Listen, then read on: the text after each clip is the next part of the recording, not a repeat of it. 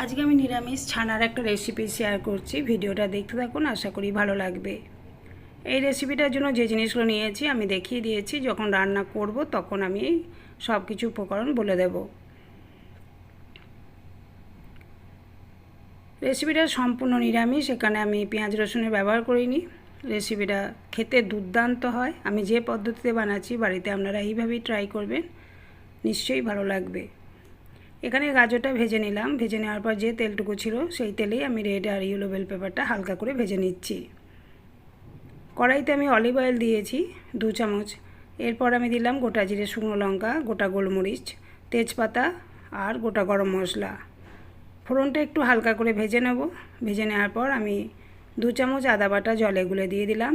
আদাটা একটু ফ্রাই করে নেওয়ার পর আমি 1 চামচ দিলাম ধনে গুঁড়ো, হাফ চামচ জিরে গুঁড়ো, 1 চামচ হলুদ গুঁড়ো আর 1 চামচ একটু কম আমি কাশ্মীর লাল লঙ্কা গুঁড়ো অল্প জলে গুলে, মানে জলটা আমি কড়াইতেই দিয়ে মশলাটাকে গুলে নিচ্ছি, যাতে শুকনো মশলা তো ধরে যাবে, সেই জন্য অল্প জল দিয়ে মশলাটাকে আমাকে কষিয়ে নিতে হবে।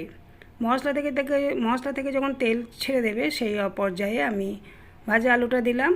ভাজা আলুটাতেও আমি অল্প একটু জল ছিটিয়ে দিয়ে ভালো করে কষিয়ে নেব। আলুটা কষিয়ে নেওয়ার পর আমি ভাজা গাজর, রেড ইয়েলো বেল পেপারটাও দিয়ে দিলাম। এবার মশলার সাথে আমি সব কিছু ভালো করে কষিয়ে নেব। কষিয়ে নেওয়ার পর আমি ছানাটা দিচ্ছি। এখানে ছানাটা তৈরি করার পর আমি আধ ঘন্টা আগে জলে ভিজিয়ে রেখেছিলাম। ঠান্ডা জলে ছানাটা ভিজিয়ে রাখবেন। এরপর আমি জল ঝরিয়ে ছানাটাও দিয়ে দিলাম। এবার ছানাটাকে সব কিছুর সাথে ভালো করে কষিয়ে নিতে হবে। এই রেসিপিটা একটু মিষ্টি স্বাদের হবে, সেই জন্য আমি চিনির পরিমাণটা একটু বেশি দেবো। আপনারা চিনিটা বুঝে দেবেন। পরিমাণ মতো নুন আর চিনিটা এই পর্যায়ে দিয়ে দিলাম। আর কসুরি মেথিটা আমি হালকা করে রোস্ট করে নিয়েছি, তারপরে হাতে গুঁড়িয়ে দিয়েছি, এতে সেন্টটা ভালো আসে কসুরি মেথি দিয়ে। এরপর আমি পরিমাণ মতো জল দিয়ে আর ভেজানো কিশমিশটাও এই সময় দিয়ে দেবো। তারপরে 10 মিনিট লো ফ্লেমে রান্নাটা হতে দেবো। যদি রেসিপিটা ভালো লাগে লাইক শেয়ার কমেন্ট করবেন। যারা আমার পাশে অলরেডি রয়েছেন তাদেরকে অসংখ্য ধন্যবাদ। আর যারা আমার চ্যানেলটিকে নতুন দেখছেন, যদি ভিডিও পছন্দ হয় লাইক শেয়ার কমেন্ট করে আমার পাশে থাকবেন। 10 মিনিট পর ফিরে এলাম। এই পর্যায়েও আপনারা এটা অল্প ঘি আর গরম মশলা দিয়ে নামিয়ে নিতে পারেন, কিন্তু এটা যেহেতু ডিনারে রুটির সাথে খাওয়া হবে সেই জন্য আমি আরেকটু গ্রেভিটা শুকনো করে নেব।